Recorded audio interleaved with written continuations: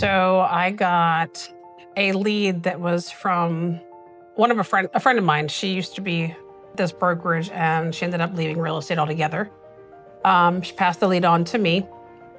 This client lived out of state and was looking to buy here. So she did come down for a weekend. We looked at houses. She did not expect to find a house very soon. Long story short, she found a house her first day. Fell in love with the home, had to go back to her home state up north. And she said she was gonna get a cash deal for her home. Fast forward through that, I was told she was getting a cash offer. She sent me the contract. And then things started not making sense. When she was talking to me, she would tell me that, hey, they're coming to do an inspection today, or they're doing an open house today. And I'm like, that doesn't sound right to me. It sounds like the home's on the market. So looked up her address and found out that her house was on the market and she had lied to me. So I had to get some other people involved because we were under contract. We were supposed to close the 3rd of March. And according to this, her house was still on the market. It wasn't even under contract. And we were talking the end of February at this point. We were not closing that quick. So and this other agent was not a very friendly agent. He was an investor who buys properties, he buys foreclosures, fixes them up.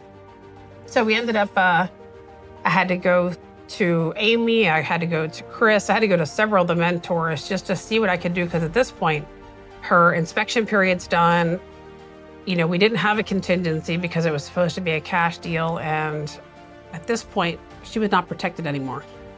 So I didn't want her to be without a home, both up north and down here. So I was seeing what we could do to try to save this deal. So ended up being okay, and we did close, but that was probably one of the most difficult and stressful deals because I feel like we didn't have all the information and facts that we should have had. And she could have lost quite a bit of money. She ended up having to put another $20,000 in escrow to save the deal, but we got down to the wire on that one. But we even asked Joe during an open meeting, you know, how do we deal with this?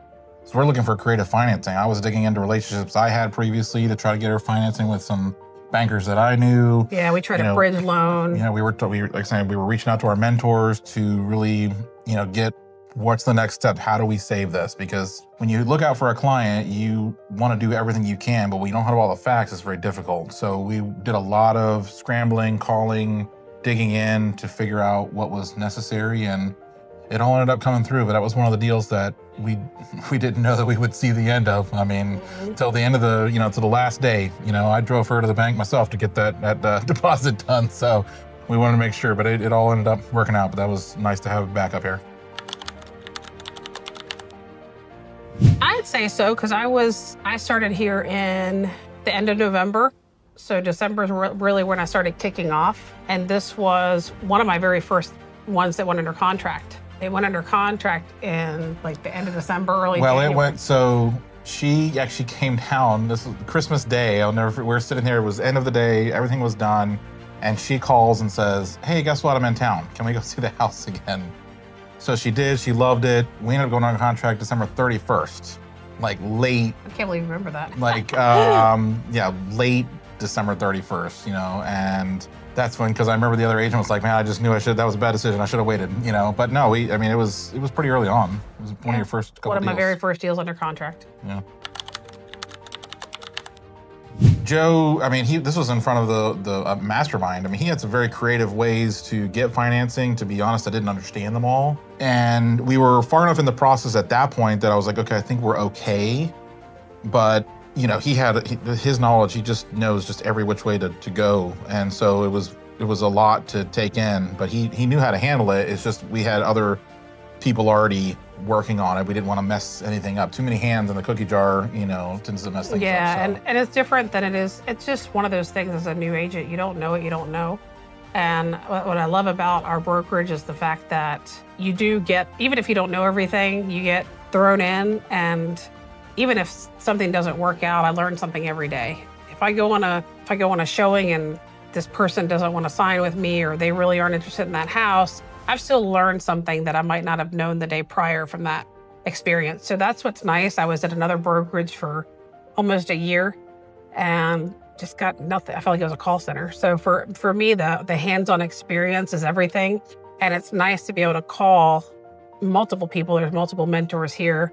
Joe is accessible, which I've seen that before. At my other brokerage, it was a virtual world that you had to go in. So not putting that down, but it's nice to be able to talk to someone, and because most of the agents here that are seasoned agents have been through most of these things that we're going through. And it's really nice to be able to kind of see what their thoughts are on a certain situation.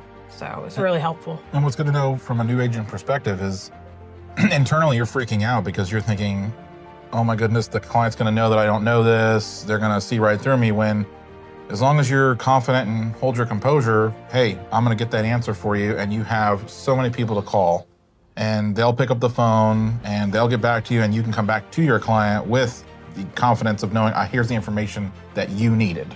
They're not going to know that you had to reach out to 10 different people and 5 didn't answer. It happens.